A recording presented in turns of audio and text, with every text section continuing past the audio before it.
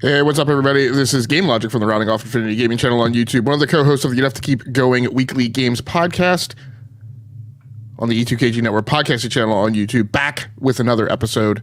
This is episode number 330 for Sunday night, the 17th of March, 2024. Here with me, as always, I have my partners in crime, Mr. DBQ Hams. How you doing, DBQ? I'm doing pretty good. You know, didn't get quite as much time to play games as I hoped, but we got plenty to talk about tonight, so glad to be here. And Mr. Tao Master. How you doing, Tao? I am doing okay. I'm a little tired, but I'm here. Okay, so without much further ado, let's get to it. Let's start off the top of segment one with Mr. Hams, who, despite the notion that you haven't had enough time or time to get in as much gaming as you would want, you are the one on the board with a new game. It's true. Well, it's not technically new because it came in early access end of last year. It released in full 1.0 a week ago. I think about the 7th or 8th of March. This is New Star GP. It's out on all platforms. It was in early access on PC, on Steam, and then Switch. And I think it's also coming or has come to PlayStation and Xbox. I mentioned this a little bit last week that I had purchased it, just didn't get a chance to play. And I think the reality is I'm having so much fun with this game. That's why it feels like I do not have enough time. It's New Star Games. New Star has done New Star Soccer back in the mid-teens. They are also it's a very small studio. And they are the Retro Bowl, Retro Soccer, Retro Goal, those people as well. And this is Formula One. This is racing with a graphic style of virtual racing, like the mid 90s Sega arcade virtual racing. But it has the same type of layer of depth that comes with the other New Star games. So it is you've got, it's just the right amount of depth for me, right? Like you've got wet tires, soft tires, hard tires. You've got fuel loads that you can manage to the point of when you pit, you can fill up as much as you want. But over the past couple of races, I got a message from one of my pit crews that I've been carrying too much fuel and it's been slowing me down, right? So that idea of just because I have time to hold down a button and refuel doesn't mean that I should. I've also squeaked out some races on a tire that was flashing red that was about to blow, but I was coming into the final lap and I thought I could make it. I had, one of the things you do, kind of the career cycle of this is you do a test couple tracks, couple laps. Then you do kind of like an elimination or a placement. You do something that gives you another way to go about the track. And then you finally do a GP race, your circuit race. And so in both the first two times that you're running through this track, it's incredibly helpful to pay attention to the number of bars that your fuel takes down over the course of a lap, right? So there were times when I knew I wasn't going to make it and I had to pit, or I knew that I had 3 bars left and my average lap was taking me just about 3 bars. And so I thought I could squeeze in, and I did, and hung on to first place. I've also had some really, there's weather changes, the dynamics. You get a forecast, and then as you're going into each race, you can decide how many times you want to pit, how many times you want to schedule to pit. So there was one where I was going to pit twice because the rain was going to come about lap 3, and rain came at lap 2, and I was flopping all over the track. And so I pitted early and switched tires, and then the rain cleared up sooner than it needed to. So I pitted again and swapped back up, and ended up and because of that was able to kind of climb my way back into third place and get a spot on the podium. And so what you're seeing here in the video, if you're watching this, you get a couple this is some of the tutorial piece, but there's some pop-ups. You get some, in addition to, as you finish a race, you get some pop-ups where, like, if you've played Retro Bowl or Retro Goal, sometimes you have those little things where, like, somebody was caught playing Retro Bowl. Do you punish them or congratulate them? And like, you have kind of ego meters or happiness meters for your pit crew, your PR person, and so they each can give you different stats and buffs as well. And so you may make some of those choices after each race, and you're trying to balance some of that out. And then you also have, after each race, you earn a number of credits, which then you can use to go in and upgrade, whether it's acceleration, brakes, your shocks, your handling, your top speed, so there's a kind of the standard pieces that you're doing there.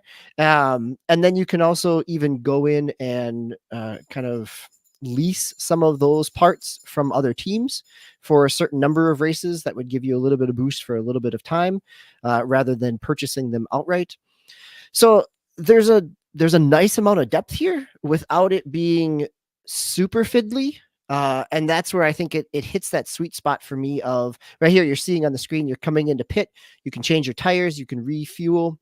And so as if I sound excited about it, it's a lot of fun, right? I am somebody who has invested tons of, dozens and hundreds of hours into the Retro Bowl series and Retro Goal series. So this really hits that same type of, like, kind of easier arcade kind of sports with just enough depth to kind of, in a career mode, to kind of keep you going in that. So I'm finding it really enjoyable.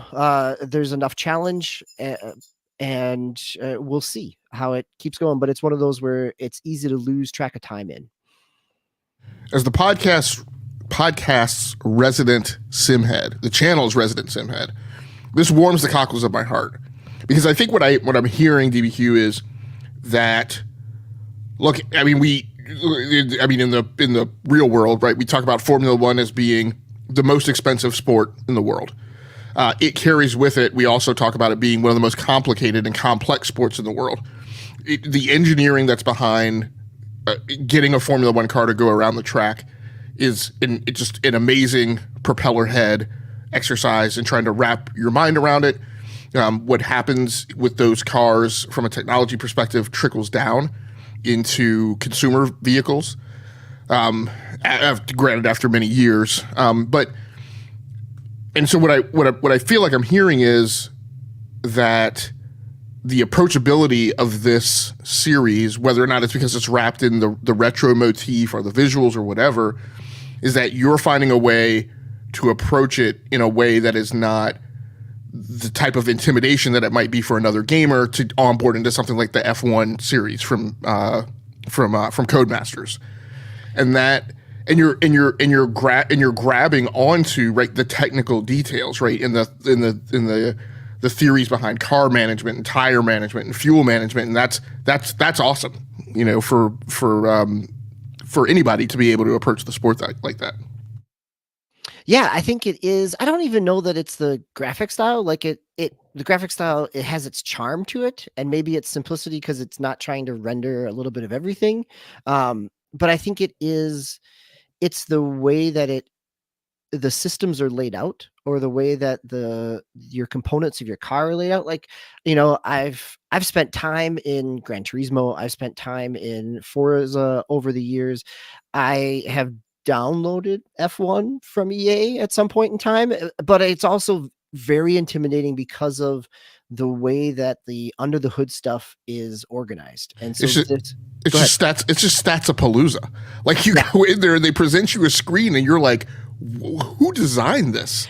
Right. And I mean, and I get it. Like, if you invest the time to get there, there is so much that it allows you to do, but it's that high barrier of entry. And so this feels like, the barrier of entry for anybody that's played a 32-bit or a 16-bit kind of, pop some credits in and level up your top speed it starts you there, but then starts kind of layering on some stuff. So yeah, I mean, there's a lot of depth, and there's a lot of depth within the kind of simplistic package that it presents itself as. Yeah, when I say something like who designed this, right? That's not to say like there's like of course it would be a complicated screen. You just said it's a complicated sport. No, the point of it is that in like a lot of the design work that I've done for UIs and computer-based systems, the customers are for engineering plan operators. And they will do things like they will drive requirements to have all that gobbledygook up on the screen. And I'm like, guys, I've done your job. There's literally one temperature on the generator that is going to cause you to abort a startup. That is the only temperature that you actually, right, has an actual trigger line where you would have to do something.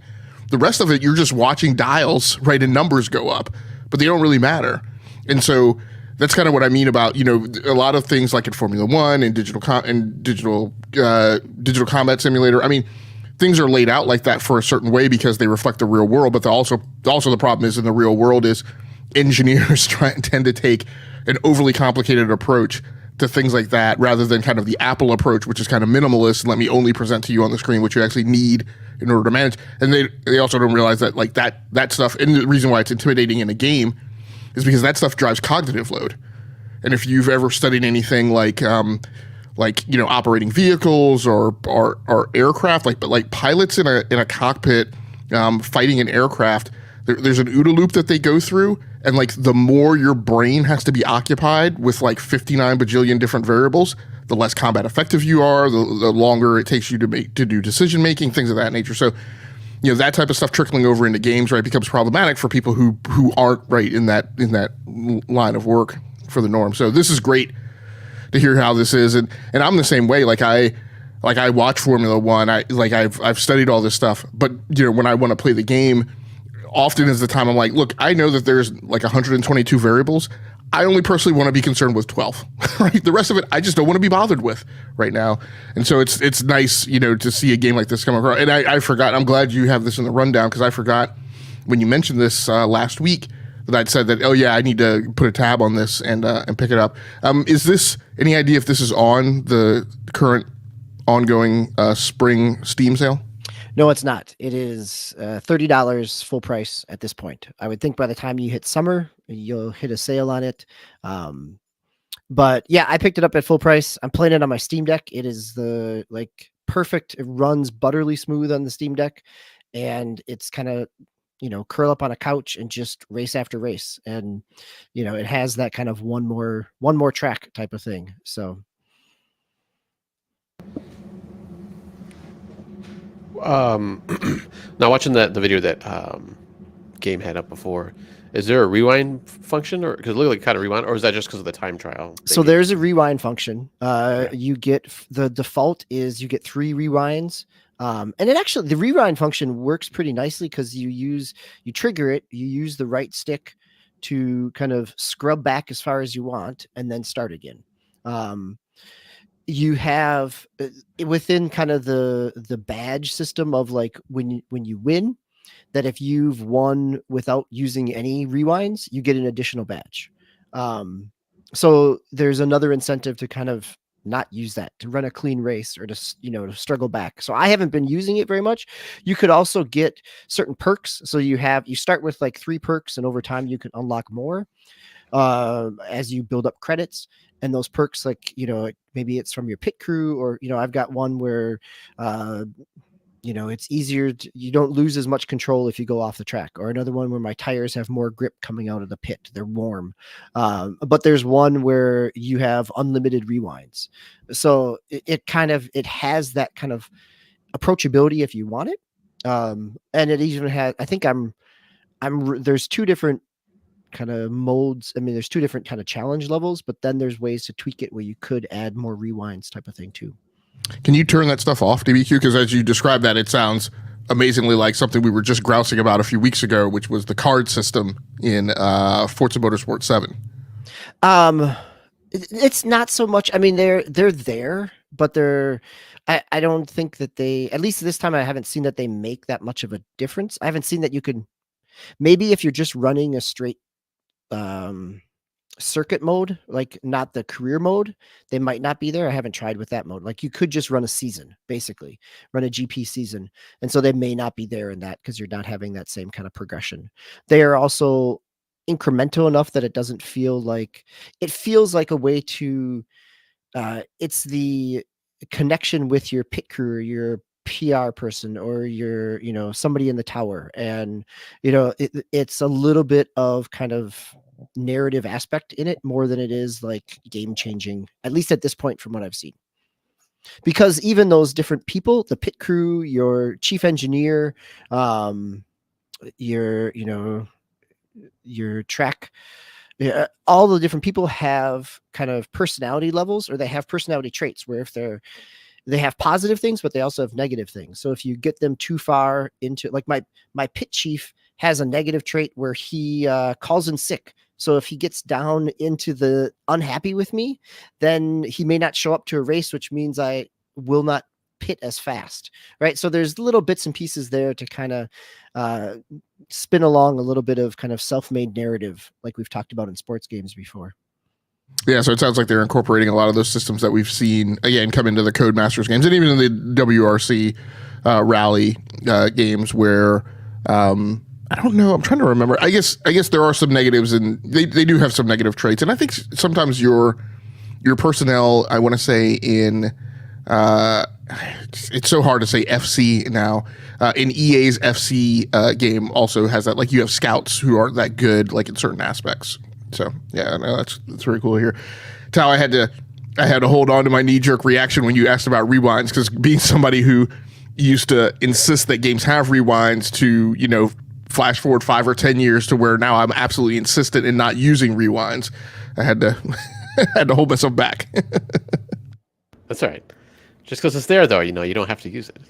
Very true.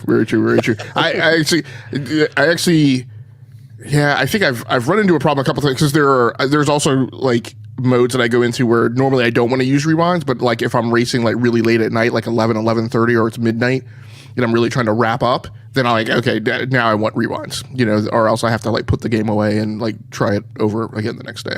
So that's very cool. Very, very good to hear. DBQ. Let's go on to the news segment, shall we? So at the top of the rundown, first story is ex-Battlefield director doesn't have anything positive to say for EA. This story over on PC Games N by Will Nelson. Starting off the article, I quote, "But Battlefield game director Marcus Lehto doesn't have anything positive to say about EA after departing from the publisher's Ridgeline games earlier this year. Also known for being a co-creator of the original Halo, while at Bungie, Lehto left EA and Ridgeline just as EA announced it was gutting 5% of its workforce alongside the full closure of the studio." So I put this in the rundown because, and quite honestly, I get muddled with all of the different podcasts. I think we talked about this on this show, or I definitely talked about it on talking about games on my own channel. I don't think we covered it last week. So we didn't cover it last week. I thought we covered it maybe like a few weeks ago, because he left in February. Oh, that's right. Yep. And Lehto is actually the two co-founders of the studio, Lehto, and I can't remember the other guy's name. I think the other guy is the creative director. He left, Chris something or other. He left in January, and then Lehto left in February. And the thing that was going on with these studios is Ridgeline was the studio that was supposed to be helming kind of the narrative part of the next Battlefield. And they had kind of been spooled up in, I think, 2022 after, the horrendous launching of Battlefield 2042. And these were the guys who were kind of brought in to kind of right the ship. And so a new studio had been built around them, owned by EA, called Ridgeline Studios. They'd only had the game for about 17 or 18 months before the leads of the studio started to depart. That means that the game is probably not out of pre-production and in regular production and really in big staffing ramp up. Despite that, there was a significant amount of its labor force cut. What that may mean, who knows what that means. I think I postulated at the time, this might mean that Zampella may kind of oversee it himself. It's tough to tell whether or not there's somebody inside the studio that would be fleeting up. That may mean, and it probably means, that this studio is not going to be kind of the lead studio. And by the lead studio, in my mind, it's kind of, I'm thinking about the Call of Duty template, right, where you have the rotation between Treyarch, Sledgehammer, and Infinity Ward. That means Ridgeline was kind of going to be the Infinity Ward, right, for this next Battlefield coming up, at least for the single player campaign. Put all the mechanics and stuff in place, and then hand off like the multiplayer or have other people participate. So when Lehto left, there were a lot of reasons given for his departure, which again, is now to find out that he's apparently had beef and that's why he left is a little interesting to hear, because kind of in our heads, I think the news track we've been hearing and what we would believe in, quite honestly, was that Zempella, who had been given all the keys to the castle, was kind of the person who was becoming like this, I don't want to say cult of personality, but a person who was being allowed to kind of harmonize and look at commonalities across development studios who were kind of working in the same genre. And now he has Star Wars, right, with Respawn. Then he had and then he was given oversight of Apex Legends as well. Or I guess he would have had Apex Legends as well. And then he was given Battlefield 2042, or Battlefield, the entire franchise. And so he was kind of becoming a parallel to Johanna Faries, the way she was with the Call of Duty series. So it's kind of weird to hear this knit of things perhaps not going very well.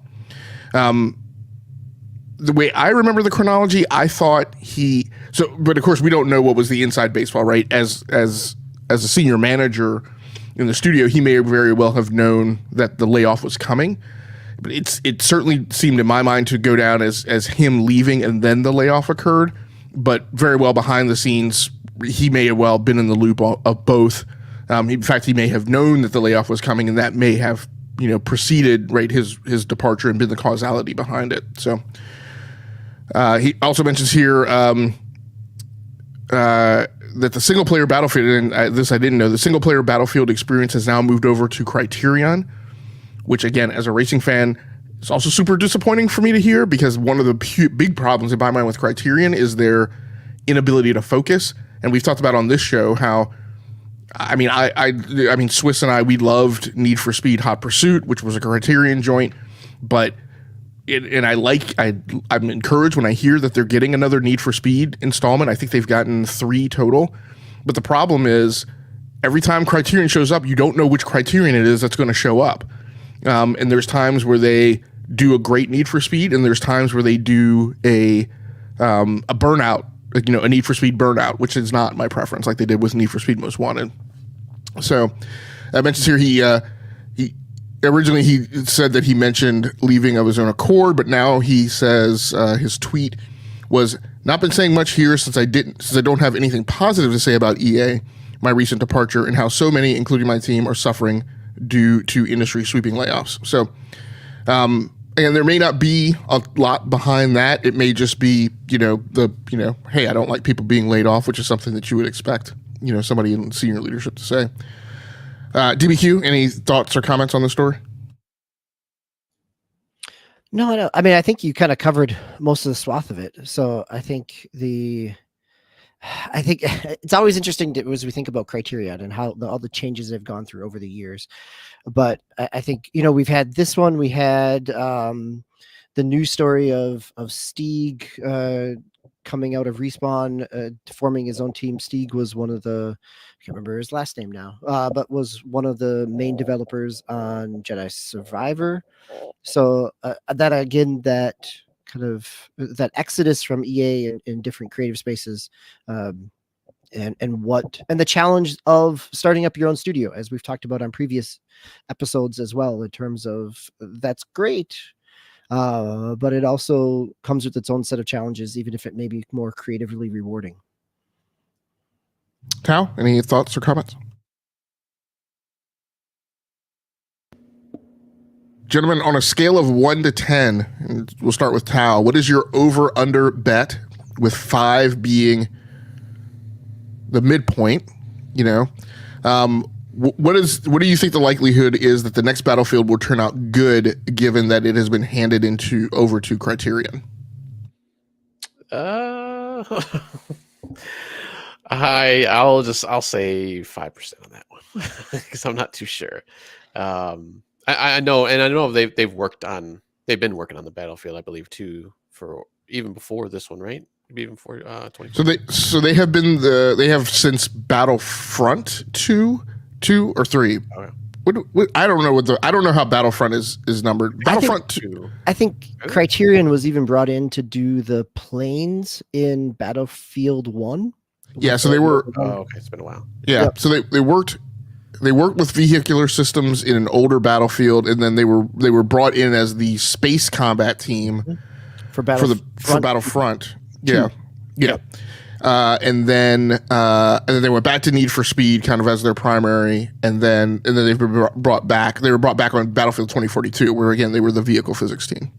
So they've never actually headed it though before, right? They've always just been kind of a hey. Ding. Ding. It's always been. I'm gonna keep it 5%. Yeah. Yep. Yep. I mean, I would also say that given what DICE has done or has struggled to do over the last couple, that maybe a change is not going to be so bad, right? Yeah. Or that if it allows DICE to take more time with whatever comes next, then that's a good thing as well. You know, one of my favorite Battlefields was Hardline, and the physics in the driving and all the other pieces there, and that was not Criterion, but it was something different, not done by the mainline DICE studio.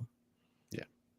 I mean, my overall general feeling is they need to go back to Bad Company. That has been, in my opinion, like the highlight of the Battlefield series. Other than the original like Battlefield, 1948, 1942. 1942, yeah. 1942. Oh no! Wait a minute! No, not that one. I mean, that was I think Battlefield 2. What was the one that came onto consoles after it had started on PC? Oh, like the first one? That I'm not sure. Not the first one. I think it was the second one. So I think it was Battlefield 2. I think it had been on PC. It had gotten hugely popular on PC, and then I want to say in Gen 7, then it was slipstreamed onto consoles. I may not have the number correctly, but the main point is that on PC, it was the one where they had the general system where there was a person who could be designated to kind of oversee and coordinate between multiple forces, and that person could be on comms with different squad leaders and stuff. And so it worked great on PC, didn't work so well on console.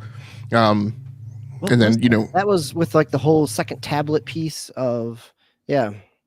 I don't remember reading a tablet. I mean, back then people would use, was it Ventrilo? Mm-hmm. That people would set up servers on to do that with. So, yeah. Okay. I guess I'm thinking of the second screen that came with kind of in that wave of, I think it was Battlefront 4. I don't know if that was ever done on Battlefield. I know that was an ambition of the Division, which never came to fruition. Yeah. But yeah, that's the big problem. Here's my big problem is I just talked about how Criterion feels like a different team shows up. When we talked about Need for Speed Unbound, my big problem with Criterion is I feel like they often struggle to grasp like the cultural ethos of Need for Speed, and then that's further complicated by the fact that Need for Speed has all these little like subsets of itself. It has Underground, which is supposed to be like the Need for Speed, or I would even break it even further and say it's Need for Speed, but the Tokyo Drift piece. And it always seems like they struggle to really grasp, like, okay, this is Need for Speed, this is this piece of Need for Speed, and then implement that and then build that out like from a cultural perspective into the game. I believe that they're going to have the same problem. Like, I think my feeling of the big problem with the Battlefield series is like the current teams, including DICE, who now I have to add them to the list, right, of BioWare, Blizzard, BioWare, Blizzard, CD Projekt Red. It was 3 B's and a C. BioWare, and Bethesda, BioWare, Blizzard, CD Projekt Red. I added Arcane to it last year, and now I think just after the problem Battlefield 2042 has had, and then what seems to be a downward spiraling nosedive in terms of pulling together the creative effort, I got to add DICE to it as well. I just feel like like overall across all of EA, now I gotta including Zampella and Respawn and everybody's struggling to grasp what is the spirit of Battlefield? Like, what is that game? And what does that game mean to players?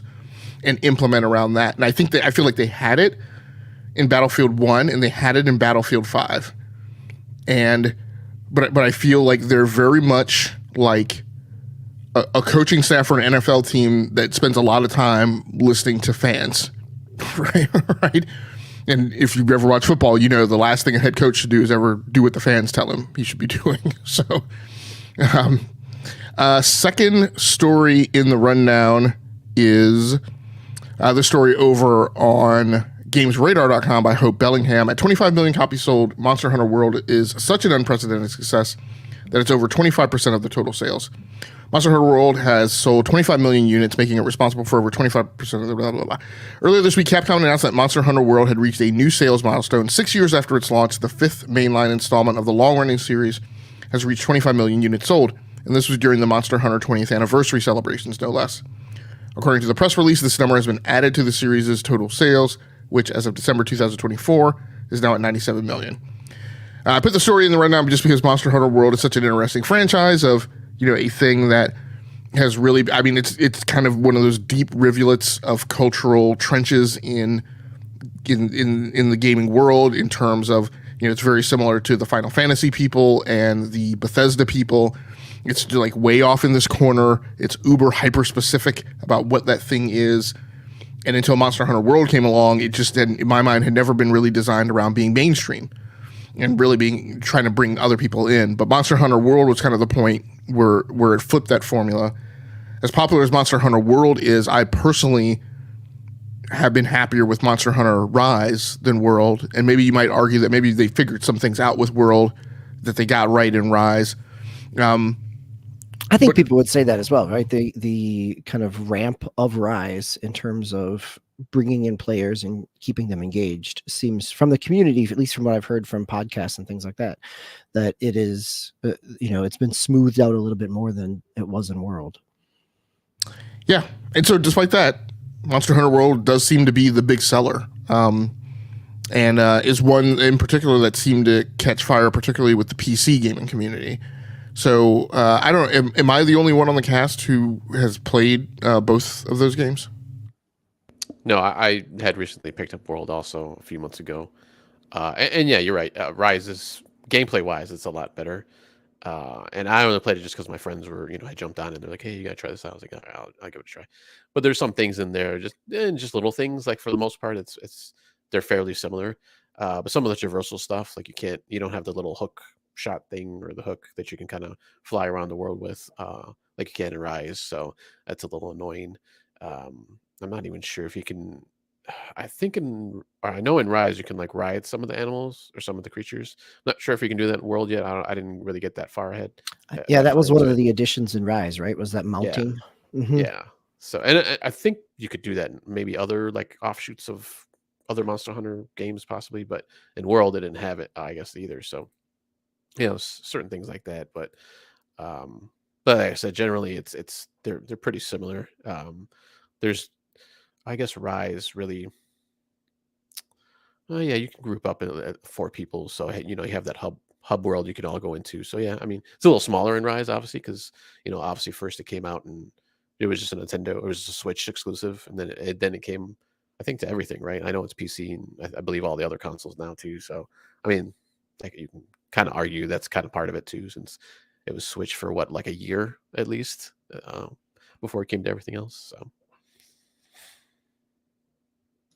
of course, this Monster Hunter World has experienced a resurgence after a huge discount was put on the game in the wake of Capcom announcing Monster Hunter Wilds, which will unfortunately not launch until 2025. So maybe in time for Switch 2, sounds like. But at any rate, for the rest of us who play on other platforms, I don't play. I guess I play Rise on Switch. I think I also have it on PC, and World I have on PC. I think I may have started that one on PlayStation 4, maybe. I think I'm not sure, but yeah, it's good. It's good for in this world where in this industry, right, where things are not going totally well. Particularly, it seems like the longer you've been around and the more of an incumbent you are, the worse of a time you're having with kind of having your apple cart upset. So it's good for Capcom to be digging in. And Capcom, and actually, I didn't put it on the rundown, but Resident Evil also popped big sales numbers. I think 7 or 8 million units sold for the remake. So yeah, it's good for Capcom to be plugging along. Street Fighter, good sales last year with Street Fighter 6. So, but DBQ Hams, you wanted to talk to us about mobile numbers. Yeah, let's that talk will about some sales numbers. make the console guys cower. I think that is why I included it here, right? Yes. First, I want to Paul's Gaming Live. Thank you for correcting yourself. First, you said it was always on Nintendo platforms, and the first thing I thought of is the claw for the PlayStation Portable, right? Like that's where Monster Hunter kind of originates for me. Is that PlayStation Portable system? But yes, you call it out as well. So. But yeah, it really is. The more that things come to more platforms, the more accessible they are, the more companies can recoup some of their investments. And that is really what they're looking to do in the industry in terms of the amount that is spent on development and the amount that is brought in as revenue. And so that's my news story here. There's a news story that mobile games brought in 124 billion in 2023. The American market accounts for about 18%. North American market is the second largest, about 18%. The Asia Pacific market counts for 64% of that. So I think the news story here for me is more about the total 124 billion, because the other flip side to that is looking at what the projections were for the global market in 2023. The projected global market for mobile games was about 90 billion. So we're well above what was projected. And that is about 49 to 50% of the overall global games market. That the console market only makes up about 30% of that. And so the fact that mobile is even out projecting where it was, that it really shows for as much time as we spend talking about PC games and console games, that we are talking about half of an industry, at least in terms of business models and revenue. Maybe not necessarily in terms of creativity and production, but in terms of revenue, certainly we're looking at it we're seeing part of that market. So I think that's what stood out to me about it is the sheer scale and scope of what the mobile market is, compared to, as we celebrate games like Hogwarts Legacy being the top seller of 2023, right? And the top seller of 30% of a market is important and significant, but also there's pieces of that we don't always catch. So that's where I'm kind of highlighting this and bringing it up as well. Yeah, so a few things to piggyback onto that, and it was great. I actually didn't get a chance to dig into the details of your story and didn't realize that the story converges with some things that I covered on talking about games yesterday, and represents some of the challenges, right, that companies are going to face, in particular, in my mind, Xbox, with its the various strategies that it's talked about. And most of my research, focused on Japan, but I'll say, so one thing is, DBQ, you mentioned, it's 124 billion in mobile, and so in comparison to console and PC basically formulates depending on which year you look at, somewhere between 90 billion and maybe just north of 100 billion. So that's combined, right? So each of them then is a smaller subset part of that whole. But, one of the things that I didn't actually, I won't go over all these. This was hyper specific to Japan. I think in another show I covered just kind of, oh, wait a minute. Hold on. I did have one number here. Sorry.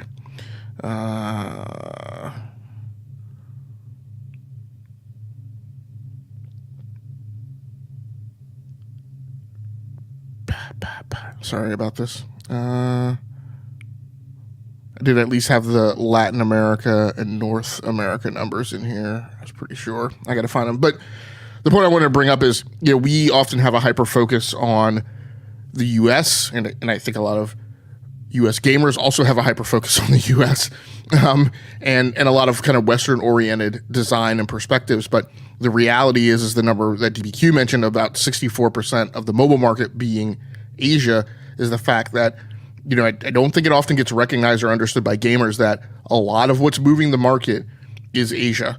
And when you talk about Eastern games, and, one of the things I mentioned on talking about games is how, for the vast majority of the 50-year history of the gaming industry, it has predominantly been dominated by 3 Japanese companies, right? 3 Asian companies, right? In terms of Sega, Nintendo, and what's the third one? And Sega, Nintendo, and PlayStation.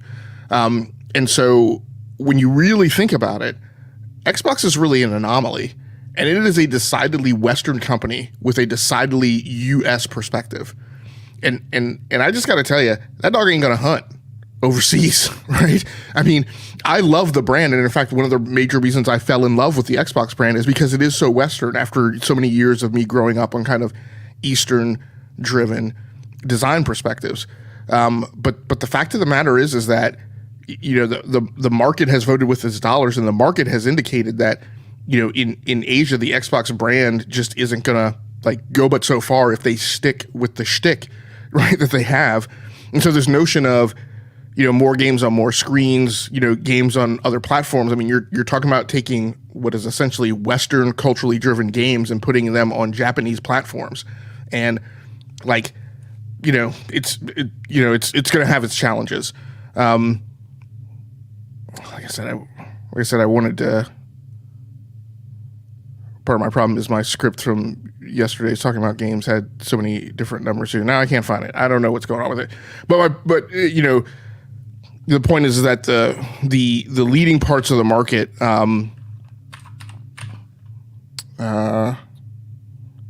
as you're looking there, I'll call out what Paul's Gaming Live is saying in terms of, and this is a really good point as we're talking about the scale of the market, that the scope of the market is relatively narrow in terms of where that revenue comes from. Paul's Gaming Live talks about, coming from double-digit games, right? There's 10 to 12. That Honor of Kings makes up 18 billion of that 124. It's a huge amount, and it is such a significant overall cumulative gross number, but the ability for things to cut through is also incredibly difficult for smaller game, or for any game studio to try to get into the kind of whale aspect. I think we've all seen this with mobile games, how quickly the life cycle can be on those, that they'll shut down. We just had, Square just shut down the Final Fantasy Dissidia game, that had lasted for 5 or 6 years, right? But that's with a big company behind it, with a big IP behind it. So it's really easy for something. I have plenty of those examples myself of where I've, kind of got sucked into a game and only to see it dry up really quickly. So yeah, I think that's another point. Yeah, so like I said, I got to find the number because it's driving me nuts because I just had it. But my point is that, yeah, I mean, so we see where mobile is moving, and we see where the distribution of revenue is across even the PC and console market, and that it is not at its greatest. When you look at things on a global scale in the United States, it is predominantly in the United States when you talk about console and PC, but then when you go mobile, right, it cuts into other areas. So, now I got 2 agendas up, and I'm lost my place with Dad Nabbit. I think I actually just closed. We are moving on to Summer Game Fest. Yes. Sorry. Yeah. So yes, the story over on Engadget by Chris Holt. The 2024 Summer Game Fest showcase is set for June 7th. The 5th edition of Summer Games Fest takes place this year, and now we know when the main showcase will take place. The 2-hour stream of trailers, hype, announcements, and game updates is set for Friday, June 7th at 5 p.m. Eastern Time. So if you notice any typos in Engadget's coverage of the event, it definitely won't be because we're watching with an end-of-the-week cocktail in hand. So yeah, this is a late start on a Friday, which I think actually is okay. We have this crew has the battle scars of years of transitioning from E3 to Summer Game Fest. We've talked about on this show how it's been crazy the last few years, going from it was bad enough, this not being our day job, to try and cover the vast majority of E3 that we covered in all of the various keynotes and everything that went on during the week. And we essentially kind of war roomed it, just like a GameSpot or an IGN would. And then there was the flip and the transition to where this stuff got atomized and spread out across the summer, and that was just as crazy. And I think we've mentioned, in fact, a lot of us prefer the old E3 days where it was bad, but at least it was all concentrated in 1 week. And then now the last few years, it's just like companies announce stuff from June to August, just like out of the blue. And last year we had new game announcements of stuff coming out right in October and November, further on into the year. Like in October, we were finding out about EAWRC and some of the games that were still coming out. So, here we go. It's going to be on Friday, and I think that's okay. I wonder if that means, so that's the showcase. I guess that means that a lot of the ancillary shows, so Xbox they've done a June showcase, and they're already on the board saying that they're going to do a June showcase.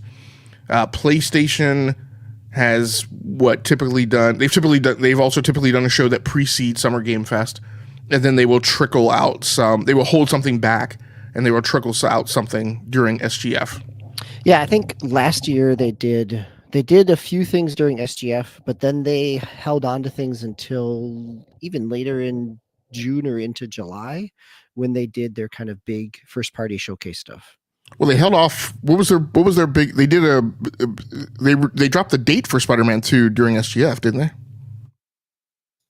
Yes, I think so, because I think Brian O'Town. No, not Brian O'Town. He's from IGN, but Intihar was on stage during SGF to talk about that.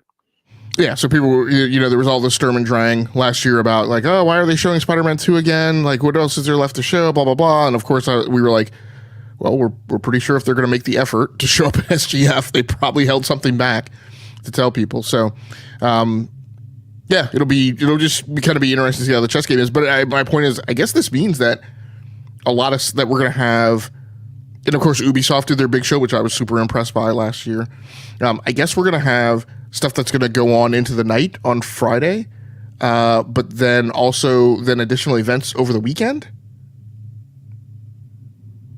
I mean, surely I guess it makes sense because they've had like time for hands-on at this, so it would make sense that there's going to be some of that going on. And also the way it's worked, they've had like you get games for change, or you get a number of Annapurna did one, you get a couple of smaller devs or Cozy Games did another press kind of direct. So you have a number of those kind of piggybacking on top of whatever that schedule that the Summer Game Fest starts off with. Yeah, so it'll be interesting. I am always interested in when the PC game show will show up. So, yeah. I don't know, Tao, any thoughts about it going down on a Friday night? I mean, that's going to be kind of rough, like especially kind of later for us. That's for me, it's 4 Central. I'll probably be getting off work, and it's a Friday night, so it's like, ugh. Yeah, it's all these things are we got all these things going on even throughout the year now. I mean, we had Xbox with their developer direct, and they had third party direct. Nintendo obviously always has their direct sprinkled throughout the year, and PlayStation seems to be doing that too now. So it's a little rough now of just trying to keep track of everything. But I guess it's not until just recently, recent years, where we've had these other directs kind of early in the year with PlayStation and Xbox. Nintendo was kind of always there at the past 5-10 years now that they've been doing it. I think everybody is starting to just kind of do that. And like you mentioned, now everybody else is doing their own directs. You got what's that other small Devolver Digital? They have their own direct too, right? So it's like all these. Usually those ones kind of hit around that same time, though, like you said, during the summer, June and July. So. I think Ubisoft's usually July or August or so. So, yeah, it'll be a bit rough, but we'll get through it. There's always the VOD, so we can, if we miss it, we can pop in and watch it that way too, if we can't see it live. Yeah, I'm just curious. I'm really curious what kind of drove, Keeley to schedule it on a Friday afternoon and to, I don't know. It'll be interesting. It's like I said. I guess what's coming up is us seeing how this lays out. Over the weekend. Maybe trying to align with the Game Awards, because that's always like a Friday night, obviously. So maybe Game Awards is usually a Thursday night. So is it a Thursday night? Oh, I thought it was on a Friday night for some reason. Oh, at least for the past 6 years. okay. Yeah. For some reason, I was thinking it was a Friday. I don't know why. I don't know then. Yeah. That shoots my theory out of the water. So Tao, why don't you tell us about the new D&D game that we saw break? Yeah, so this is actually the second new D&D game that's been announced over the past, I think, month or so. The first one I didn't mention back when it first came out. It's actually a VR game done by the Demio guys that do the Demio game, the VR game. But this one, Dungeons and Dragons, looks like it's going to be a co-op survival game. And I bring this up because it's being done by Gameloft Montreal, the makers of Disney Dreamlight Valley. So it's a little weird, I guess. Like I don't like Dreamlight Valley is third person, kind of cozy Animal Crossing-esque type of game. You do some crafting and stuff in there too, obviously, but this is like more going to be RPG, hardcore survival. I'm assuming hardcore kind of survival type of game. So it's just kind of interesting that they're gonna they're gonna do a game like this. I don't know if they've ever done anything like that before. I'm assuming probably not, but and not to say that they couldn't do it. Obviously, there's we have all kinds of studios doing all kinds of things nowadays. You got was it not Turn 10 Playground doing the Fable. Obviously they're known for car games, and I think we just talked about Criterion doing a Battlefield game, right? Yeah, So they're taking over Battlefield. So I mean, it'll be interesting to see, and I'll be definitely interested because it's survival and crafting. I've been big into those games lately, and I've never been a huge D&D fan. I've never really played in that realm, but anything that's kind of survival, and obviously co-op too should be a good thing. So it'll be, I'm just trying to look at their exact wording here. Players will engage in cooperative interactions built around an innovative hybrid of survival life simulation. So that's kind of like their Dreamlight Valley and action RPG. So it's going to be interesting to see how they kind of bundle that all up together, and will it still be that, probably still be that kind of a third person, I'm assuming, type of game. But that's, other than that, they haven't given any more details. That was just announced this week. But and this was from an article on dicebreaker.com. But they did mention, I guess, Wizards of the Coast, they do own some gaming studios. So they were kind of questioning, like, why didn't they give it to one of those guys? I guess there was one game that's been halted, and I think they closed another studio down probably this year or late last year too. So I don't know if they're trying to just contract out stuff and partner with other people maybe, and just try to see what can be done. So I think they mentioned one game. There was one game they mentioned here that I guess didn't get super good reviews. Dark Alliance was, I guess, one of their games from their own studios. Yep, that was maybe 2 years ago now. That really kind of bombed, came out of the game. It didn't score all that well. So we'll see. But yeah, I'll be pretty excited and see what they come up with coming up here. Any comments on new D&D game? I mean, I think like anything, I'm very curious to see what anything looks like. Like an announcement is great, but show me what it looks like. Show me the gameplay. Put something out on let's see how many times it gets delayed, right? Yeah, we'll see. Since it's just been announced, and it kind of seems like they like, even themselves, they just they got into it now. So we're probably like, what, at the very least maybe 3 years out. So we'll see what happens. Okay, DBQ, you have another interesting IP that we actually mentioned. I think we mentioned on this show a few weeks ago too. Just that this game had gone cold, dark, and quiet, and nobody knew what was going on with it after it had been taken off the board. Very much so, until the 11th of March. So just a little under a week ago, when Multiverses WB came out. This is Player First Games. There we go. I was trying to find the developer here. Player First Games, that Multiverses, which has been offline since 2023 of June 2023. So this came out back in, I think there was a kind of an early access and then kind of full on early access beta that was open, that came in August of 22. And they did a number of battle passes, a number of characters, a couple different waves. This is the Warner Brothers service platform fighter game, right? The Smash Brothers like with Wonder Woman and Batman and Superman and Shaggy and Game of Thrones characters and Bugs Bunny and Marvin the Martian and let's see, LeBron James made it in there because of Space Jam 2, right? But it was something where it was clearly, they were taking, you could purchase multiple different ways that you could buy early access, which would give you player token unlocks. You could purchase. So they've spent a lot of, you could buy in a lot, and then suddenly in June 23, they just kind of took it down. And so I think the big piece of the takedown there was what sounds like a lot of the work that they've been doing, right? They are now they're adding a PvE mode, kind of a wave-based piece here. They're moving it to Unreal Engine 5. They've got some new net code around it, rebuilt from the ground up. So it was a game that had a lot of potential and promise.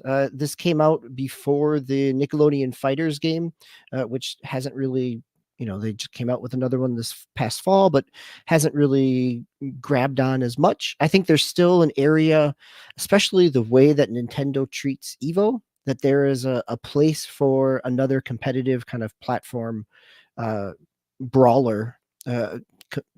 So we'll see what this looks like when it comes back out. I played a lot with my kids when it came out. It was a lot of fun. The offline mode kind of opened up everybody. So even if you didn't purchase all of them, you still had the chance to kind of play with them locally.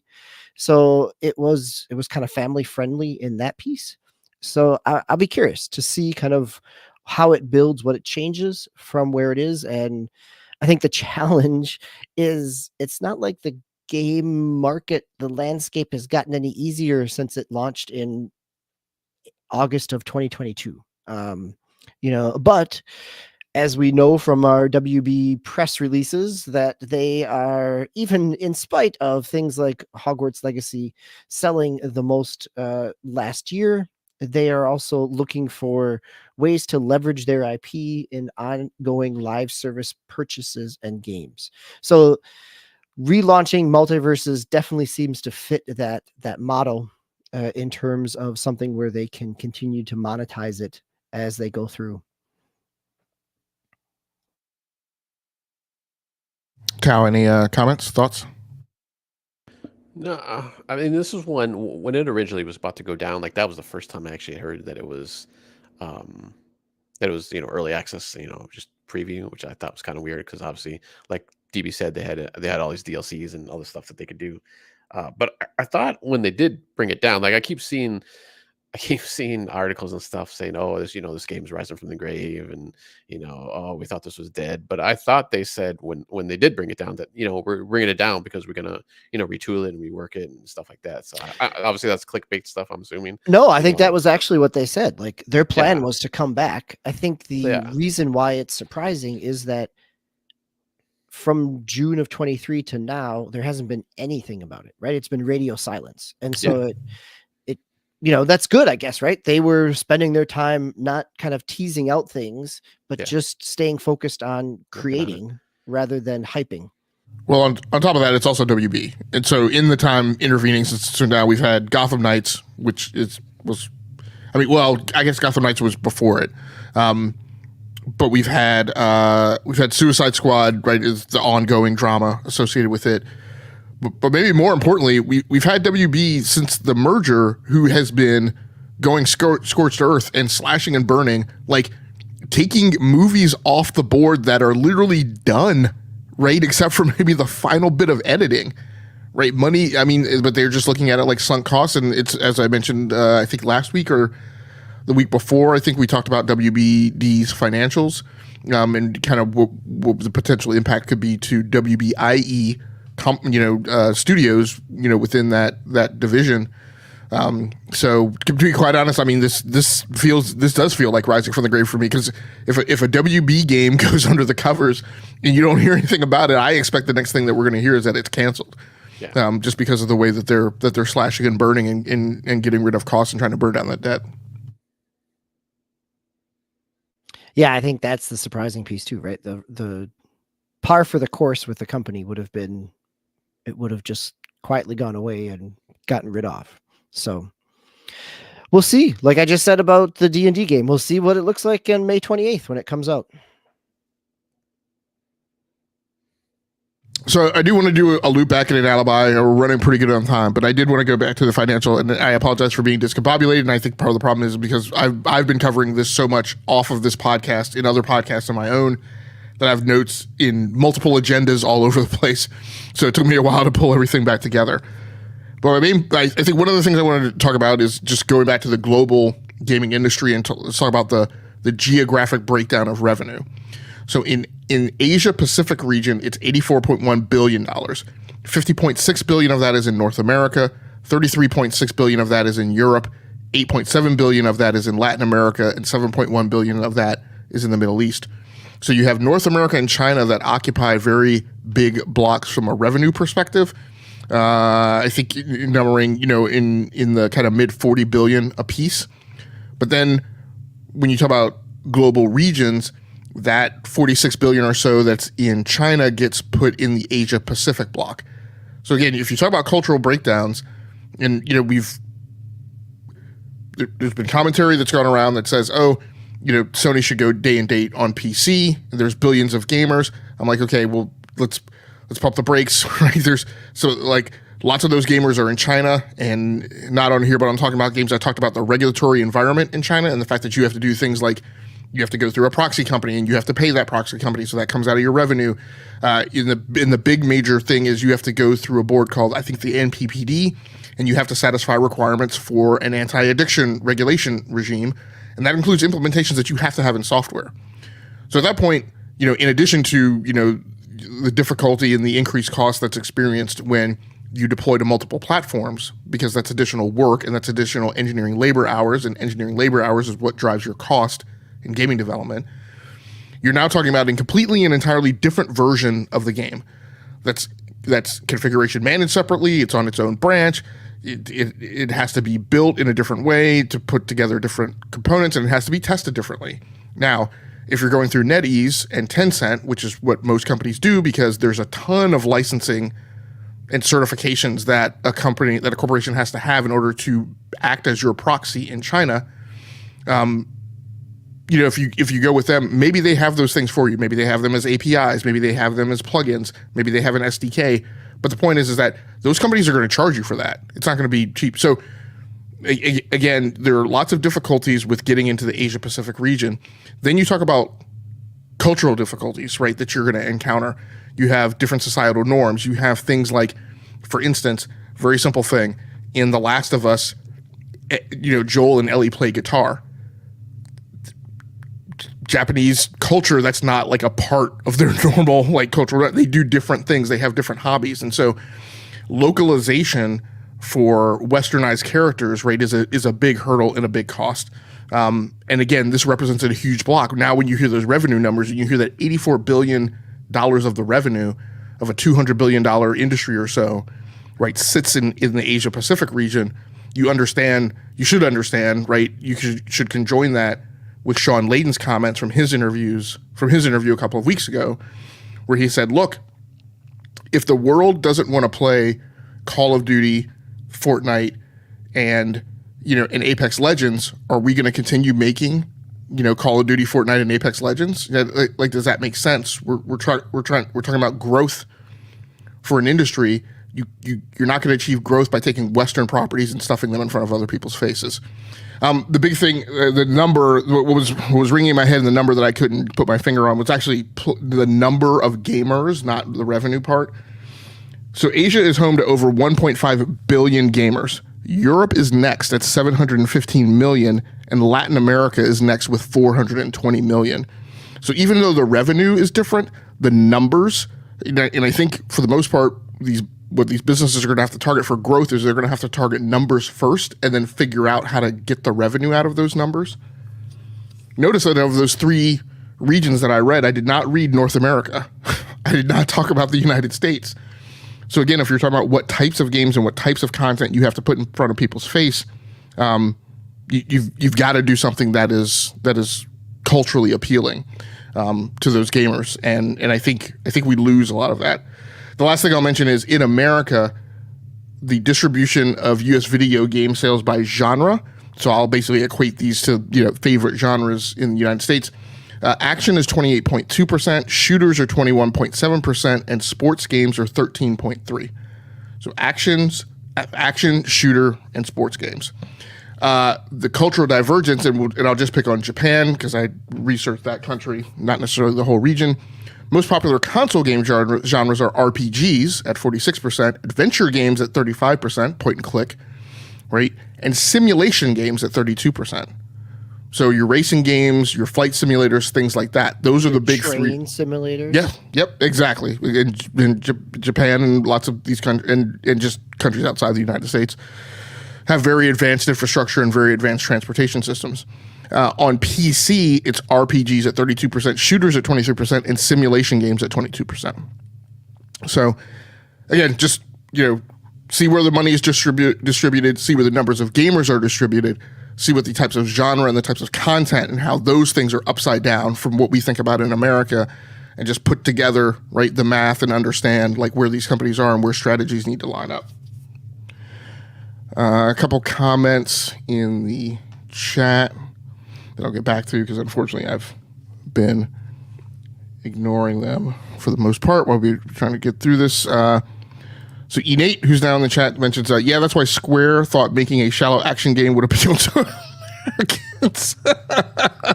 Well, there you go. And again, so yeah, this is the beauty of those of you watching or listening afterward. This is the beauty of having the host grab a post without reading it first. You get the honest reaction there. So that is excellent. Well, that's what's funny. I mean, because you see in the EA mentions that they should have stuck with their fans, and there's lots of questions about Final Fantasy's sales numbers, but to me that is an Eastern studio playing the game, looking at the revenue and saying, hey, $50 billion of revenue is in the U.S. If I'm going to make a game that's going to target the U.S., I'm not going to make the type of game that plays well in Asia. I'm going to make a game that's going to point to, and I think by that I'm talking about more about Final Fantasy 16 than the remakes. So I think the same is true. My point is I think the same is true of Xbox. Xbox needs to figure out how to play the Asia East, right, Asian Pacific game when $84 billion of the revenue sits in that region and there's 1.5 billion gamers in that region. So that's it. That's the news.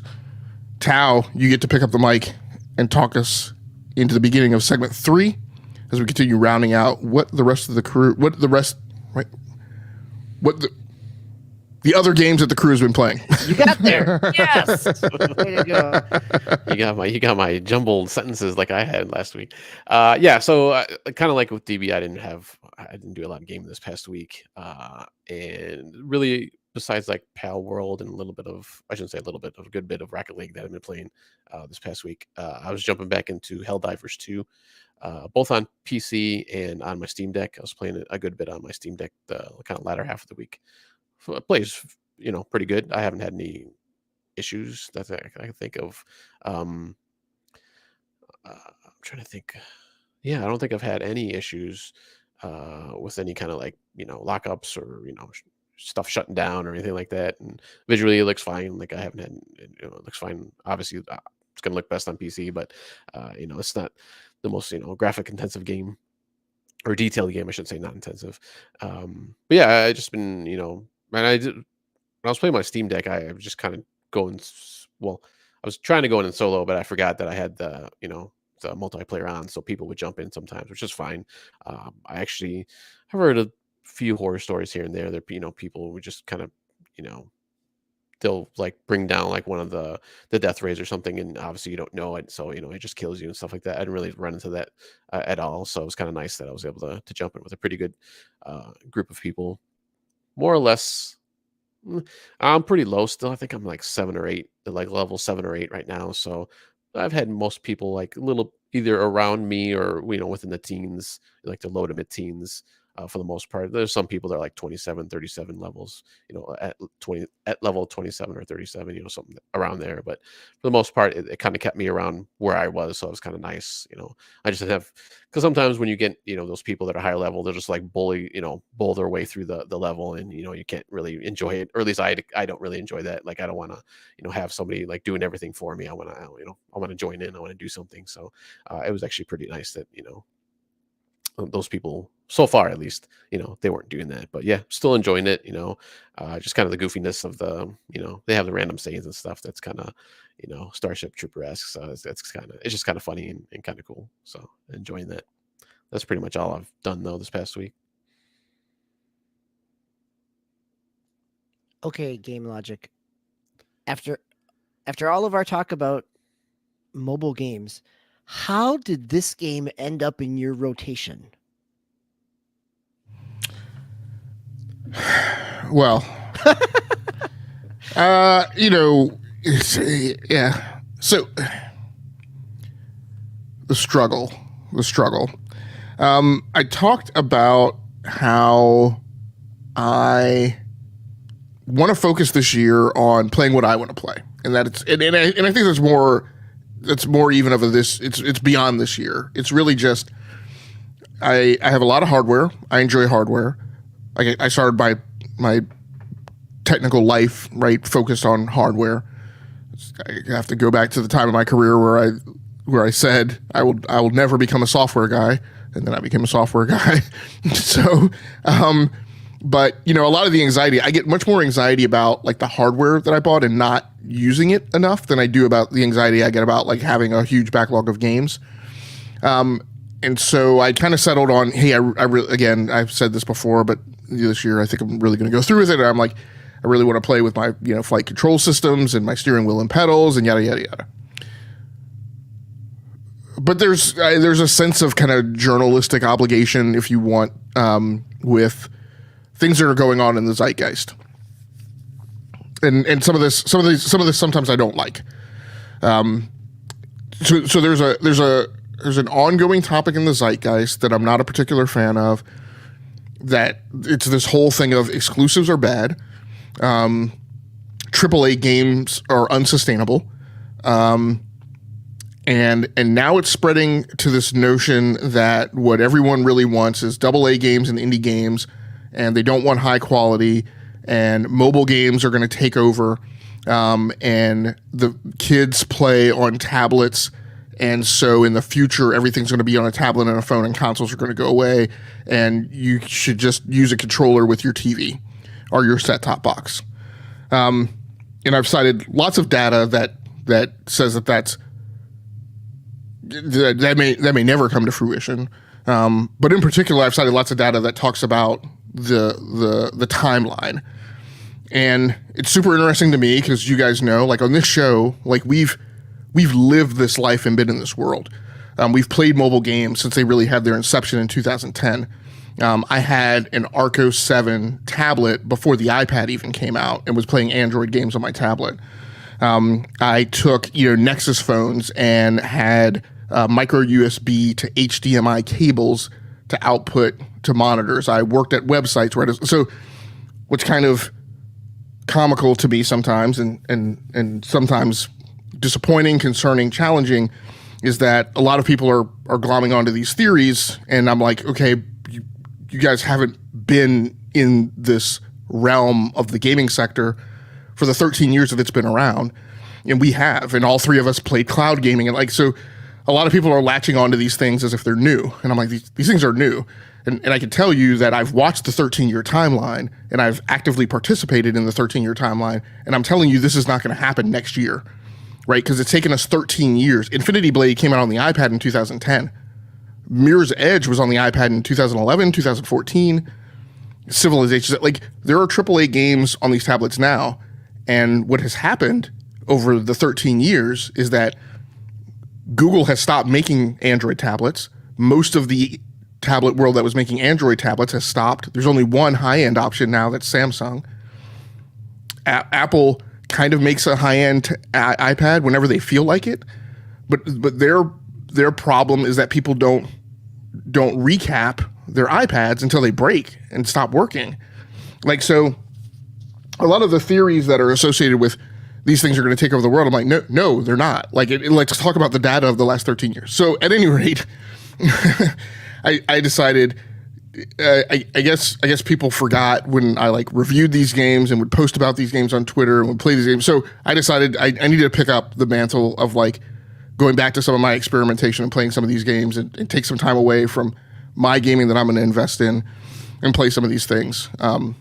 To remind people that like there's a huge gap still today, despite the fact that you can use an Xbox controller with your iPad, there's still a huge gap between the fidelity of mobile games and console and PC type games. And then you talk about, your Call of Duty Warzone Mobile, which is the successor to Call of Duty Mobile, is coming out soon. But it plays on iPads at 2K, and it does all these things. And I'm like, okay, but that's on iPads. iPads are a walled garden. And you look at all the legal stories, right, that I've posted, that I've talked about on Talking About Games, and that I've posted on Twitter. Like, Apple's doing some fairly nefarious stuff with gatekeeping on its App Store. I'm like, and when you look at Android, right, the writing on the wall, and it is on the wall, and it's been fairly well known that, just, I hate to say it, but Android users in general don't pay for games, right, as much as, and that's why developers target iOS first. Now, Google still turns a very good revenue, right, on games, but that's also because they have 70% market share, right?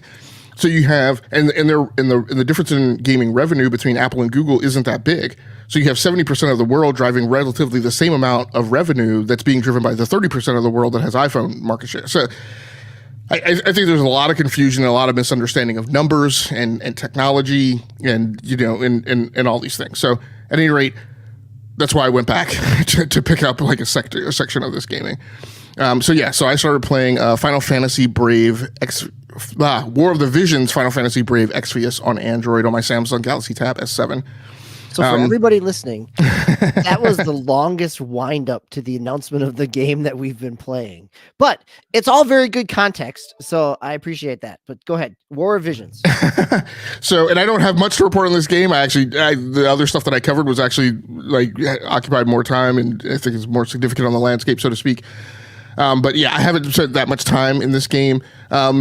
And so I think the other thing that I would say, because I think, again, there's vast confusion about what content is already available on mobile that people aren't playing. That's like Square Enix has like 53 games on mobile.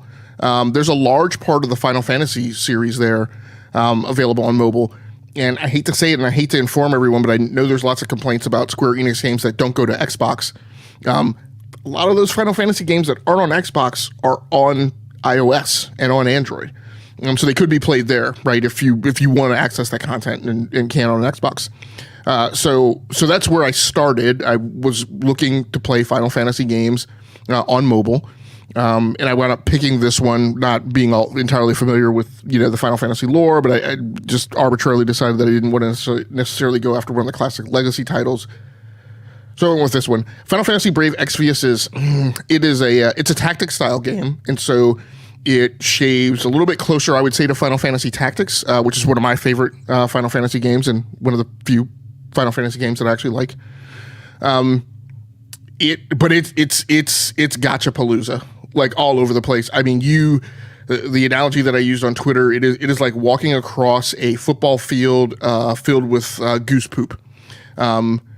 And you can avoid it. It's not necessary. I often use the catchphrase, be an adult. You don't have to pay for it if you don't want to. You don't have to participate. Don't be mad because there's microtransactions when nobody's holding a gun to your head telling you got to do them.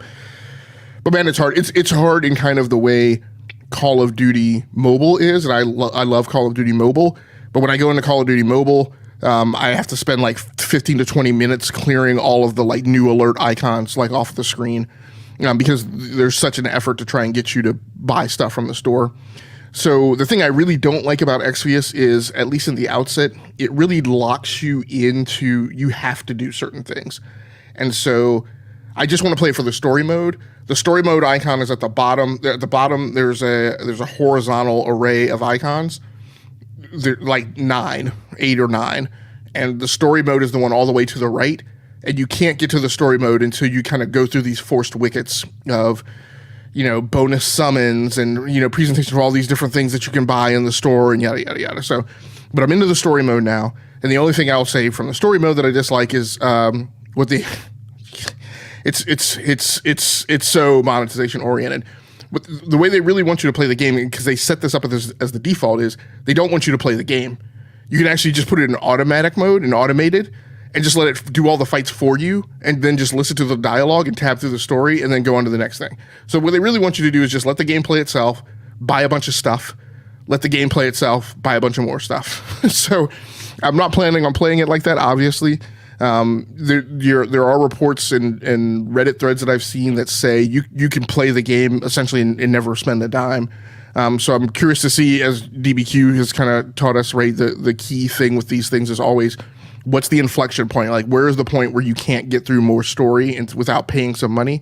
And so that'll be the thing that I'm, looking out for. DBQ, is this something you've played? You were nodding your head a few times. Yeah, I remember, now that you say it, like, there's so many alphabet soup names, titling conventions within Square games, but this game I remember picking up when it launched because I enjoy the tactics aspect. I enjoy Final Fantasy Tactics, and that I remember playing it for maybe a week and then bouncing off of it because of all the gacha stuff and it is very much in that feeding your characters to themselves to level them up way more. I think Innate's comment here of it being really complicated, but it's complicated in a way that mobile games are, right? Not complicated in the way that F1 games are with their menus. It's complicated in the way of there are so many different currencies, right? Like the idea there, and it's designed to be that way. I think Paul's Gaming Live comment there about Raid Shadow Legends. We finally found a way to monetize our show, gentlemen. So, but no, I think the idea of things playing themselves. I just spent a few weeks playing, managing or letting it play itself, the Invincible Idle game that came out, right? I like the property, but it's pretty much you just letting it play itself. It's the same, like the Street Fighter mobile game that came out last year, which is kind of squad-based stuff, is going to have that kind of auto battler aspect of it. There's a Avatar game, the Last Airbender game, that's in pre-registration right now, but you can see it still has those same types of turn on the auto battler, level it up, because really what you're doing is grinding for currency so that you can get the next currency to make the next thing, right? And you can do that without having to pay. I've been playing Madden Mobile for I have $100 worth of Madden Mobile cash because I just play and don't spend anything. And over time, if you keep playing, I've eventually, I would never actually invest that much, but just by playing on a regular basis, done that. So, and Nate's comment here, I think, is another good one. So let us move on, since we have spent a lot of time on mobile, but I guess given all of our conversation in terms of where it is within the market, in terms of revenue, seems reasonable that we dove into it in the way that we did. Yeah, and the last of the things I'll mention is this for me is a gateway drug. It's an entry. There's tons of story-driven Final Fantasy content available on mobile. Like I said, tons of the old Final Fantasy games are there. 1 through 9 are all there. Yep. In addition to some other ones that were simply just mobile. Yep. And then the only other thing I'll mention is performance-wise, it seems to play fairly well on my Samsung Galaxy Tab S7. Looks, sprite-based, like kind of artwork is fine. Character design is fine. going back to talking about can it play Crisis, I've also been getting back to Metro Exodus on PC.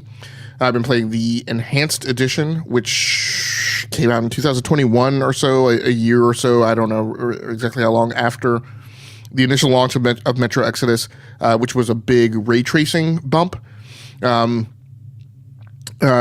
playing it on PC, playing it on the box that has a Ryzen 7 7800 X3D and an RTX 4080. With ray tracing on, graphics turned up to extreme, 1440p, obviously HDR. I forget, there was one other thing that I turned on, but at any rate, I'm getting 144 frames per second, essentially locked. I see no frame rate dips in the game. And so it looks awesome. Kind of in the same way that I mentioned about like the Division 2.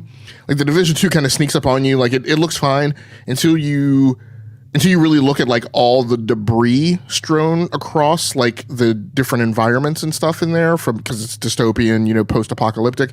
Like somebody like made these, like made all these objects and put them all over the floor. Like an incredible amount of work, like the engine deriving them, like in Metro Exodus is the same way, dystopian world, lots of ruin. And it just it's a great game. Like I said, now I think when you first approach the game, the first beginning of the game is kind of it's a little problematic because onboarding, because there's a lot of stealth. You don't have a ton of weapons. A lot of it, it doesn't explain a lot to you at all. And so that can be kind of overbearing. But now, like when I have to replay that beginning, I get through it in like an hour, and then you're on the train and you're out in the open world. It's just an incredibly gorgeous game. So yeah, having a ton of fun with that. That game is available on the Epic Game Store and on the Steam with the sales that are going on now, the spring sale or whatever it's called on Epic. For $7.99, that gets you the gold edition, which has the enhanced edition with all of the ray tracing updates, as well as 2 DLC packs. So it is about 30 hours or so of content for $7.99. In my opinion, one of the kind of richest, best stories told. I mean, people don't know about the series as much, but to me, it's at least the equivalent of The Witcher in terms of story, and probably arguably better, just in terms of character development. And some of the things that you see portrayed in the game. So it's pretty awesome. So yeah, I've been having fun with that. DBQ, I'm going to turn it over to you to talk to us about a sports game. I need you to riff for a while because I got to step away, and I will be right back. Sure. Well, I could talk about sports games for plenty of time. I wasn't really planning to talk about this for too long, but if we could talk about War of Visions for a good 10 minutes, we can talk about NBA 2K24 for plenty more time. Actually, I will just take it in terms of general sports games. So the other games I've been playing this week, NBA 2K24 came out on Game Pass this week, kind of dropped on the 11th, hit relatively kind of quietly. There are no surprise here. You can buy some additional VC, special Game Pass perks, right? Like here's the quick start pack for those Game Pass owners. Only $8.99 after a 10% discount, and here's 35,000 VC. But if you're a My Player character, you're start at 60. So 30,000 maybe gets you a little bit more. But actually, again, NBA 2K, the franchise, the series itself, there is so much game there that you don't have to engage with the microtransaction piece. Like the NBA 23, when it started with the My Eras come back in 24. They add one more here as well. So now you have 4. You have the Michael Jordan era. You have you've got the early 2000s. You have the 2010s. So you've also got the 90s. So it kind of steps through. So there's lots within the kind of franchise, and each of those you can run a whole franchise if you want to play the whole team, or if you want to play the My Career kind of aspect of it and single lock onto a player or even create a player character, you can do that. Actually, what I did with as someone who's been playing NBA 2K23 for over a year now, because it's still just a solid basketball game, and it's also the only basketball game around, right? There's not another option if you want to play basketball. And on the day that the NCAA brackets drop, there's not a whole lot of other video game aspects, another video game basketball options for you. So actually what I started for the first time was a WNBA player character to kind of play through franchise and do a little bit there as well. After watching watching some women's NCAA basketball last weekend, going to a couple of women's basketball games, and the pace of the game is just different. And so being able to play that at an online or within a video game is something that is enjoyable. Sports game wise, this week Game Pass, not only do you get NBA, but then you get MLB The Show coming on opening day here in another couple days for baseball season. So plenty, I'm sure that's the game in terms of what I'm looking forward to this week of something new coming is MLB The Show 24, as we talked about a few weeks ago, where they announced the having female players in the Road to the Show and what that looks like as another aspect. And one of the things they're doing in 24 is that the Road to the Show characters are no longer connected into Diamond Dynasty. So a couple years ago, they synced those together so that you could play your Road to the Show character in Diamond Dynasty, but that on one hand put some additional caps and limitations on the Road to the Show piece, but also kind of brought in some broken player builds within the Diamond Dynasty piece as well. So they've separated those back out. So I'll be really curious to see what the Road to the Show pieces look like. The Negro League's second season, or the volume 2 of those, they were great last year. So lots of content. And again, this is one of the few sports that we have choices in. MLB The Show is the only licensed one, but what is it? Super Mega Baseball 4 out of EA and formerly Independent is also a really strong baseball game there as well. So lots of sports to talk about, even as they don't necessarily revolutionize from year to year, but are still put forth a good game in spite of all the microtransactions.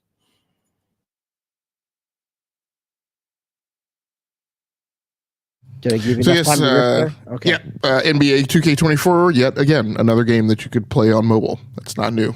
It's available. And I want to say, I was checking to see if Super Mega Baseball was available on, I don't think 4 is available on iOS. I think like at one point, maybe 2 was, but since the last 2, they haven't been. Yeah. Okay. Other things I've been playing, Call of Duty Modern Warfare 3 on PC. Last week, I installed an RTX 4070 Super on my box that I built 2 or 3 years ago with an Alder Lake 12700KF in it. That I also dragged my old first-person shooter monitors up out of mothballs that I'd kind of just been using as like 2P monitors for podcasts. So those are my 240 hertz monitors, and I am now seeing, granted only at 1080p, but I am now seeing 240 hertz. 240 frames per second, in Call of Duty Modern Warfare 3 with all the graphic settings turned on. That is pretty doggone nice gaming.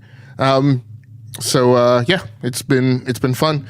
And in Modern Warfare 3, which I think there's 19 days or so left in Season 2, continues to be a hoot. I have not played the Warhammer 40K modes that came in after Season 2 Reloaded. I hear they're a lot of fun. I am still continuing to grind through some weapons unlocks. So I just haven't wanted to really get distracted by any of the LTMs, LTEs just yet. But those things are there. And like I mentioned, I think last week, there's a ton of content that I'm not even touching right now until I get all the weapons leveled up. But now that I have a good chunk of them leveled up, it is fun to just play some matches to just focus on winning and not weapons unlocks. So it's a good time. And then the other thing I've been playing is No Man's Sky, also on PC. And on PC, I think it's one of those things where I booted up and then I saw the date on the save file. I was very embarrassed. So I deleted that save file and just started over. This is one that's weird. I'm going to have to ratchet this in because No Man's Sky is a thing that like, if I don't play it for like months, I'm like, okay, what the heck, controls do I do now? What is the do loop? So I'm planning on pulling this one up out of mothballs, to kind of, be something a little more persistent in my rotation so I can actually get a good campaign run, which I've never really done with it. Paul mentions, Paul's Gaming Live, or E-Nate, I'm sorry, mentions that he also loves No Man's Sky. But I'm planning on really spending a lot more time with it this year. I am using, it is one of those games that supports using both controller and keyboard simultaneously. And so it is one of those things that I am, again, I'm actually playing mostly with controls. So I'm not doing what I do with Starfield, which is I play in first-person mode on keyboard and mouse, and then when I get in the ship, I use a controller. I use a controller all the time. But to get through some of the menus and like renaming planets and things like that, then I use mouse and keyboard. So I am having a good time with that one. That rounds us out for segment 3. Any other comments, guys, before we wrap things up? Okay, what's up next for me? I'm going to put in yet another session of Call of Duty Modern Warfare 3 this night as soon as we get off the podcast. I'll continue. No Man's Sky is still in my rotation. I've got just one more session of Metro Exodus. The other thing that's gone on this week, which we didn't get into tonight, but I covered it on Talking About Games, but the studio that does the Metro Series 4A was part of the buyout with Saber Interactive and their separation from Embracer. The DNA behind that's even more complicated because Plyon is the one who actually has the licensing and publishing rights to the Metro series. They are staying with Embracer. If you want to go check out the last episode of Talking About Games, which I did yesterday on my channel, Rounding Off Infinity, I dive super deep into all the gory details behind that, the history of the whole Stalker series, how that studio came out of GSC Game World. It's super complicated, as well as kind of what's going on with this breakup. One thing I need to mention it on the next episode I do of that show, but I did finally track down the one thing that's been super confusing to me is Aspire is staying with Embracer. Yep. While Saber's separating. One thing that caused me a lot of confusion was where the heck is KOTOR going, which has not been canceled. They just were asked to stop work. Well, it turns out that has been a joint project between Saber and Aspire. And so in the separation, the project goes with Saber, but Aspire will still be a supporting studio in whatever winds up happening with that content. So super interesting if you're interested in, a lot of the gory details of the industry.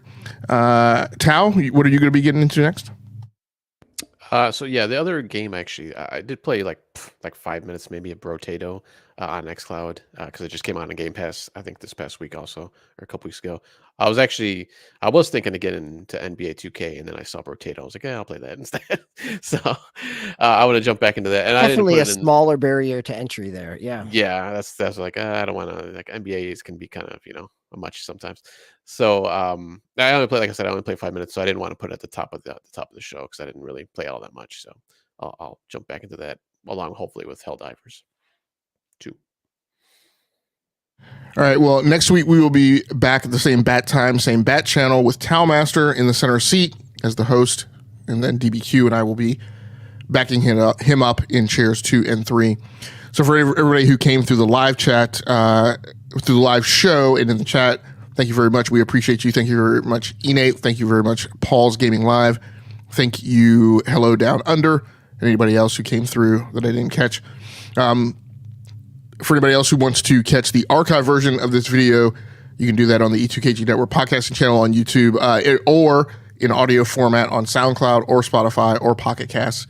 We'll try and get the audio version up, in the next day or two. Typically, I think Wednesday is my typical drop dead, and you can listen to it there. Until next time, take care of yourselves, stay safe out there, play the games that you like, come here to talk to us about the games that you love. Once again, my name has been Game Logic from the Rounding Off Infinity Gaming channel on YouTube, here with my co-host DBQ Hams and Towmaster99. Until next time, good night, good luck, and good gaming. That's going to do it for us. We're out of here.